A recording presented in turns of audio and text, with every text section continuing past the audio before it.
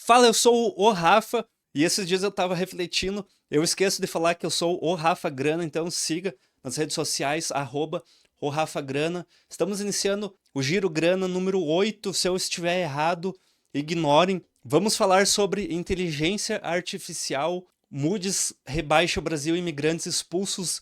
Zema faz estágio com Bukele, ou Bukele, não sei como que é o nome dele. E sobre a Ethereum. Vamos começar já com a primeira notícia, lembrando que o Giro Grana, ele é mais para a gente debater o que está acontecendo no mercado, não necessariamente comentar sobre a notícia, mas é o que essa notícia pode causar no impacto, seja econômico, seja estrutural do país ou mesmo da política. Contas públicas brasileiras em alerta. Especialistas alertam que contas públicas do Brasil podem entrar em colapso em 2027 se não houver mudanças estruturais. Aqui já é o primeiro comentário.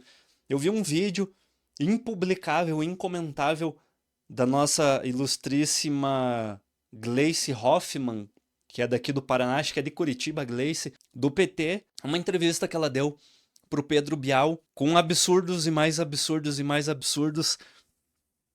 Eu até pensei em fazer um react do vídeo, mas eu não conseguiria fazer.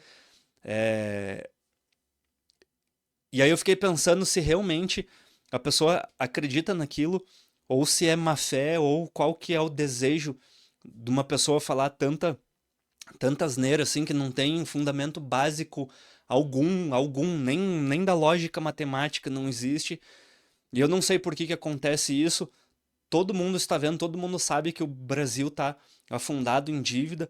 Isso não quer dizer que o Brasil vai quebrar, porque o Brasil sempre esteve assim. Não sei se é nem o pior momento que a gente está vivendo, mas o grande problema, a mesma coisa que aconteceu em 2008, para quem é um pouco mais antigo e para quem viveu o governo Lula, aquela época, lembra da crise de 2008, do subprime americano, e o Lula deu uma declaração falando que era uma marolinha. Quando ele fala que é uma marolinha, ele não prepara as pessoas para se protegerem da crise. É a mesma coisa que está acontecendo agora. Nós estamos numa crise e as pessoas estão falando, não, está tudo bem. As pessoas, entre aspas, o governo.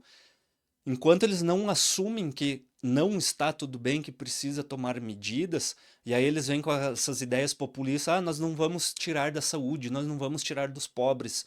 Mas ninguém quer que retire dos pobres, a gente quer que retire dos ricos, dos privilegiados, e é isso que não vão fazer.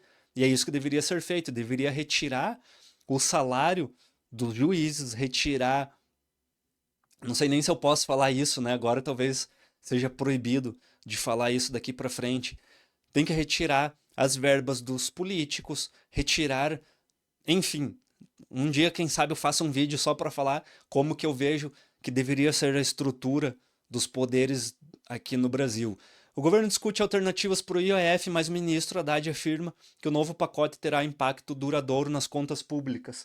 Eles estão jogando como se a única saída que tivesse era arrecadar mais, e na verdade todo mundo sabe, quem trabalha com economia ou quem tem o mínimo de discernimento intelectual, de inteligência cognitiva, sabe que você tem que cortar despesas. Mas quando a gente corta despesa, a gente está retirando do pobre. Você retira de todo mundo, mas é melhor você cortar do que você onerar. É melhor você retirar um pouco do que você pisar em cima e ele ter que pagar muito mais. É melhor você ficar sem um pouco do que ter que pagar muito mais. O presidente Lula descartou cortes em políticas sociais como solução. Enfim, fraude no INSS, justiça determina bloqueio de 23 milhões de investigados, enfim, roubaram bilhões e bilhões e bilhões, e aí eles bloqueiam 23 milhões. Isso daqui não dá um apartamento lá em Balneário Camboriú. Ações de telemarketing e assédio, aposentados com ofertas de consignado também estão sob investigação. O que acontece é que sempre houve um esquema muito grande, muito explícito, que existia, não é uma quadrilha. Sempre foi abertamente, sempre foi público que isso acontecia, com dezenas e dezenas de pessoas participando, provavelmente do judiciário, do legislativo, enfim, e com certeza do executivo. E aí todo mundo fez de conta que não viu, todo mundo continua fazendo conta que não vai ver, para não ter que fazer nada, logo já esquecem sobre isso. E é possível que eles aumente em impostos para conseguir dinheiro para pagar esse valor que foi roubado. Moody's rebaixa a perspectiva do Brasil de positiva para estável. A decisão reflete preocupações com a lentidão de reformas fiscais e o aumento da dívida pública. Nunca é positivo um rebaixamento, na verdade não é nem um rebaixamento de nota, né? Foi só uma mudança de perspectiva. Mas isso é um sinal claro que todo mundo está olhando para o Brasil e falando, enquanto vocês não derem sinais, não derem indícios, e o Banco Central bate nessa mesma tecla, tanto o Roberto Campos antigamente, como o novo presidente do Banco Central agora, eles batem na mesma tecla. Se não der indicativos de reformas fiscais ou administrativas, agora o Haddad tocou na reforma administrativa, as coisas vão continuar assim e com tendência a piorar. Sobre a reforma administrativa, esses dias eu fiz até acho que um comentário numa rede social.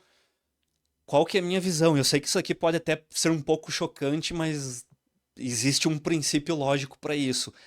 Eu não sou de acordo da gente cobrar de pessoas que recebem isenção fiscal. Por quê?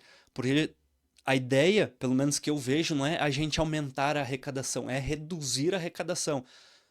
Tem setores que recebem subsídio. Esse setor, ele tem que continuar recebendo subsídio e outros setores têm que diminuir a carga até que você consiga cobrar de uma forma equilibrada. O que acontece se nós conseguirmos, uma reforma administrativa, seja o que for, retirar o subsídio dessas empresas que não pagam imposto? Imagina que tem uma empresa lá, uma montadora, não recordo se montadora paga ou não paga, mas imagina que determinado setor da indústria não paga os impostos. E aí, a partir de uma canetada, ele vai passar a pagar 25%. O que vai acontecer? Vai acontecer um efeito bola de neve, porque ele vai ter que cobrar os 25%. A gente sabe que lá na ponta o valor vai ficar muito maior do que 25%, porque toda a cadeia produtiva vai cobrar esse imposto, e aí você tem o imposto sobre o imposto na apuração do valor, porque 25% do teu custo de R$ 100 vai para 125, só que 125%, R$ 125 não paga os 25% de imposto, então o cálculo ele vai sendo sempre a mais. Quando você comprou o produto com imposto, industrializou e cobrou o teu lucro, você vai ter muito mais do que os 25%, enfim, vai acontecer uma cadeia que os produtos que essa empresa vendia vão ficar muito mais caros e todo o mercado em si vai cobrar mais caro, ou porque o outro está cobrando também e aí elevou o preço, ou porque esse subsídio foi retirado, as pessoas só estão cobrando aquilo que elas têm que pagar de imposto e que isso vai ser extremamente prejudicial, vai causar um baque muito grande. Eu acredito que não é aquela questão, o rico tem que pagar imposto, a indústria X tem que pagar. Eu acredito que tenha que pagar num modelo, eu por mim ninguém pagaria, mas no modelo que existe atual, as empresas têm que pagar. O problema é que a gente precisa ter um equilíbrio. Não pode uma empresa pagar 40, 45% de imposto num perfume e uma outra empresa pagar zero. Essa daqui tá pagando por essa. Só que você não pode deixar essa pagando 45 e essa pagar 25. Você tem que ter um equilíbrio, tem que trazer para uma base a menor possível. A gente sabe que esse governo não vai fazer isso e não está interessado em fazer isso. Aqui duas notícias que não são específicas de investimento, mas essa aqui, deixa eu até dar uma passada. Essa aqui é muito interessante, eu vou passar uma reflexão que eu fiz um pouco antes de começar a gravar o vídeo. Portugal expulsa milhares de imigrantes. E aí essa notícia vai casar com a notícia que eu vou falar sobre a Ucrânia. 5 mil brasileiros foram convidados a se retirar do Brasil, eles têm 20 dias para sair do país. E eu acho que isso vai ser uma tendência. As pessoas estão colocando isso no colo da direita, da extrema direita, mas isso eu sou a favor, porque assim, da mesma forma que eu estava falando do imposto, ou a gente libera para todo mundo, ou não libera para ninguém. Se eu não posso ir para outro país, eu tenho uma série de regras para ir para outro país. Eu não posso, por exemplo, se eu vou para outro país, eu continuo sendo cidadão brasileiro, eu continuo pagando imposto aqui no Brasil. Se existe esse protecionismo absurdo de uma nação que você tem que ficar preso. Você nasceu naquele país, você vai ficar a tua vida inteira preso àquele país, por mais que você não queira ficar preso a ele. Por que que eu vou para outro país e o outro país tem que me aceitar? Eu acredito que conforme o tempo for passando, há uma tendência, nós tivemos a globalização, nós vamos voltar a ter, aí não sei qual que seria o termo, o nome, uma recentralização, uma volta de tudo aquilo que a gente tinha antes. E aí isso também é um papo mais longo, mais louco, porque a inteligência artificial vai ajudar a fazer isso, porque a inteligência artificial vai dar poder para todo mundo poder fazer o que quiser. E aí eu acredito que você não vai mais precisar depender da tecnologia de outro país, porque você vai ter no teu próprio país, você vai poder produzir no teu próprio país. É mais ou menos o que o Trump quer fazer, o problema é que você tem que dar condições para que isso seja feito. Eu acredito que um início, quase como se fosse um embrião para isso acontecer, está começando a ocorrer agora com países expulsando turistas e voltando aos seus costumes, voltando às suas origens. A ideia do governo português é justamente isso, diz que a cultura portuguesa está se perdendo, eles querem manter apenas portugueses dentro do país. Não sei se a longo prazo isso realmente vai surtir efeito, se é certo fazer isso ou errado fazer isso, mas enfim, é o que está acontecendo. Esse final de semana teve o ataque de drones da Ucrânia. A Ucrânia realizou ataques inéditos com drones e explosivos subaquáticos, destruindo aviões russos e atingindo a ponte da Crimeia estratégica para o abastecimento das tropas russas. O que aconteceu de interessante nesse evento? E aí é uma reflexão que eu trago que pode começar a mudar a economia mundial.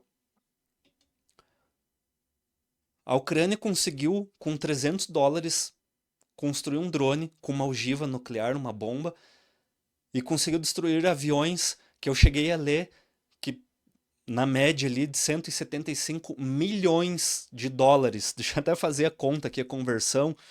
175 milhões vezes, colocar um 5,60, 980 milhões, quase 1 bilhão, um avião, e foi gasto R$ 1.600, ou seja, é um poder de destruição absurdo.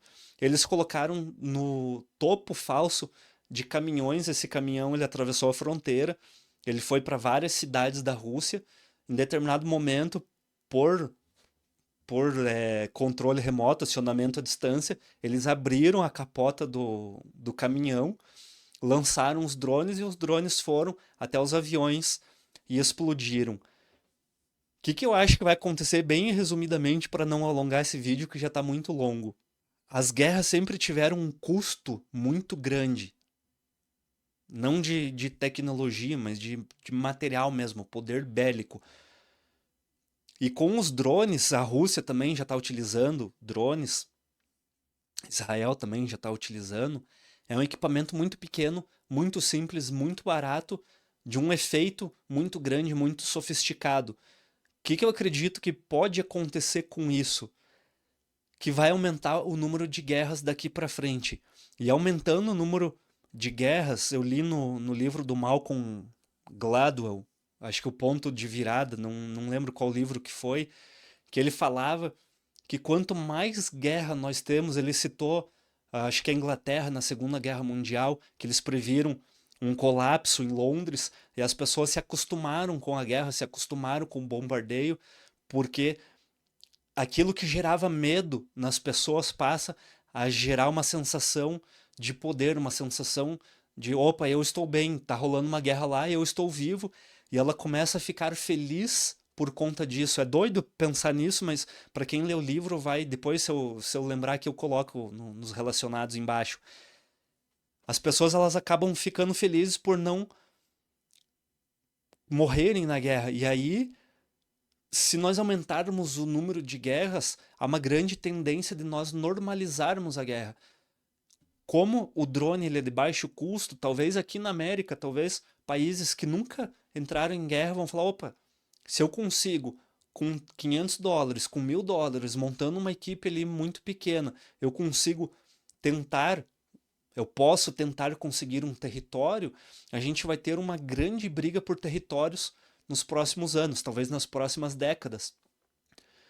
E com isso, nós podemos mudar toda a estrutura territorial que a gente tem hoje. E eu não vou continuar esse assunto porque eu vou fazer um vídeo, eu tô faz tempo prometendo, eu vou fazer porque eu tenho uma tese de que o Bitcoin vai ser o primeiro país digital, e aí nessa tese, nesse vídeo, eu vou explicar o porquê que eu acredito que a tendência, eu acabei de falar que a tendência é de trazer para si, cada país trazer para si a sua população, mas isso eu falei quanto a governos, mas eu acredito que as pessoas vão estar cada vez mais integradas e cada vez menos respeitando essa territorialidade. Eu nasci no Brasil, mas o meu dinheiro não está no Brasil, o meu dinheiro está no Bitcoin, está numa blockchain, eu não vou pagar imposto no Brasil, eu estou cagando para isso, e aí o argentino vai pensar igual, o chileno vai pensar igual, e os países vão ficar que nem uns idiotas ali jogando bombinha um no outro, e o dinheiro vai cada vez menos, ou melhor, cada vez mais deteriorar nesses países, e as pessoas cada vez mais vão utilizar métodos alternativos que não fiquem preso na mão de 11 pessoas, como a gente vive hoje aqui dentro do Brasil, né? Refém dessas pessoas. Eu falarei sobre isso, explanarei mais para frente essa tese. Romeu Zema, aqui por que tá dando esse título 2 aqui. Romeu Zema desembarca em El Salvador para conhecer plano de segurança de Bukele, com agenda focada no combate à violência. A visita inclui encontros com autoridades locais e tem como objetivo entender estratégias adotadas pelo país centro-americano na área de segurança. Eu trouxe essa notícia aqui porque ela tem um cunho muito interessante. Não sei, aí eu tô fazendo, para quem tá assistindo esse vídeo, que além do Giro Grana, eu tô fazendo um especial das eleições 2026. A cada 15 dias, uma vez por mês, mais ou menos, eu posto um vídeo falando sobre as eleições. Muito provavelmente no próximo vídeo eu vou tratar desse assunto falando do Romeu Zema. Por que que é interessante? Porque pode ser talvez uma disruptura que a gente tenha dentro da política brasileira. Apesar do Pablo Marçal ter feito isso.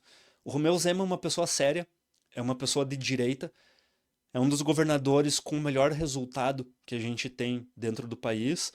Ele está no bloco COSUD, então ele está junto com outros governadores. E o fato dele ter ido para El Salvador entender como é o funcionamento da segurança do Bukele, para quem não sabe, dá uma pesquisada. Aí o Bukele foi o presidente que transformou a moeda local em Bitcoin e ele zerou os homicídios no país. Já estão, sei lá, há quantos meses, anos, sem nenhum homicídio. Ele prendeu todos os traficantes, ele acabou com o tráfico no país, enfim, ele fez uma grande reforma estrutural. Para ser feito isso, precisa ter pessoas com coragem. Não sei se o Zema é esse cara. No Brasil, a gente não tem nenhum cara com essa coragem. Se o Zema apostar nisso, muito provavelmente ele vai conseguir uma grande quantidade de adeptos na próxima eleição, de votos, podendo, quem sabe, talvez ganhar a eleição e vir a ser o próximo presidente do país, o que a gente teria uma mudança radical. A gente sairia de uma economia permissionista, uma economia protecionista, que quer trazer tudo para as pessoas, né, para os pobres, quer manter os pobres na mão, para o Romeu Zema, que ele iria lutar ou, a princípio, trabalhar para acabar com um crime organizado. Não sei se realmente isso se concretizaria e se ele conseguiria realmente fazer isso, mas é uma notícia, pelo menos para mim, bastante interessante. A inteligência artificial generativa pode afetar 31 milhões de empregos no Brasil. Eu vou passar por cima dessa notícia aqui, mas eu coloquei uns gráficos que eu achei bastante interessante. Deixa eu ver se eu consigo aumentar ele aqui. Não, ele fica muito grande. O que eu achei de interessante? Eu coloquei dois gráficos que tinha nessa notícia, mas eu quero traçar uma informação especial que eu observei desse gráfico. Aqui a cor, o azul é não será exposto, exposição mínima, e aí no laranja será gradiente total, que é máxima exposição à inteligência artificial. Nesse gráfico aqui nós temos o mundo, Brasil, países de alta renda, países de baixa renda. que dá para observar com esse gráfico? Que quanto maior a instrução, quanto mais rico o país, mais as pessoas serão afetadas pela inteligência artificial. Isso é uma tendência até um pouco intuitiva, porque quanto mais estudo, mais conhecimento as pessoas têm, mais elas vão buscar, mais elas vão estar abertas a novos modelos, e mais elas vão ter um entendimento de como isso funciona. E os países pobres, que é o caso do Brasil, a gente já vai pelo caminho contrário. Nós vamos ter menos pessoas, e aqui tem também por grau de instrução, você vê que as pessoas com menos instrução serão menos expostas, porque são pessoas que não estão no dia a dia, às vezes não estão nem na internet, elas estão no chão de fábrica, elas não vão ser impactadas pela inteligência artificial. Muito provavelmente são empregos manuais que vão continuar existindo. A gente sabe que a indústria vai acabar substituindo também as máquinas, mas enfim, é uma leitura interessante para a gente saber que quanto maior, quanto mais específica ou quanto maior o grau de conhecimento que exigir para aquela profissão, a chance dela ser impactada é muito maior. E isso é doido, porque as pessoas falam que os médicos não vão ser impactados, que fulano não vai ser, e na verdade vai ser e muito impactado. E a última notícia, o BTG volta a recomendar Ethereum citando possível staking em ETFs. Eu trouxe essa notícia aqui para falar especificamente sobre a Ethereum. Nós estamos num ciclo, e aí não é uma recomendação de investimento, nós estamos num ciclo, entrando num ciclo de alta, caso se concretize os últimos ciclos do Bitcoin. Não sabemos se vai ou não vai concretizar, mas nos últimos 3 ciclos ocorreram e está tudo caminhando para que ocorra novamente nesse ciclo. O que acontece para quem não sabe sobre cripto? Nós temos o Bitcoin, que é a mãe de todos, é a maior cripto. A gente tem a segunda, que é a Ethereum, e nós temos lá atrás, retardatário, todas as outras criptos. Quando o Bitcoin entrar nesse ciclo de alta novamente, de conseguir manter lá para cima, a Ethereum vem atrás e todas as outras criptos elas explodem. Então, não é uma recomendação, mas vale ter uma atenção nesse momento. Porém, eu acredito, aqui é outra tese que eu tenho, é bom que no Giro Grana, como não tem roteiro, eu posso ficar falando sobre as minhas teses. Eu acredito que Ethereum e Bitcoin, eles estão da mesma maneira que Microsoft e Apple, ou a Apple estava para a Microsoft e vice-versa. A Microsoft surgiu com toda a tecnologia, foi a primeira, mas ela ficou ultrapassada no tempo, e a Apple passou em valor de mercado e tudo mais. Hoje, elas estão ali, as duas empresas estão entre as maiores do mundo, uma não deixou a outra desistir, e eu acredito que a Ethereum vai ser a mesma coisa. Nós temos os haters de Ethereum, temos os haters de Bitcoin, mas eu acredito que num futuro breve a Ethereum vai passar o Bitcoin em questão de estrutura, em questão de uso.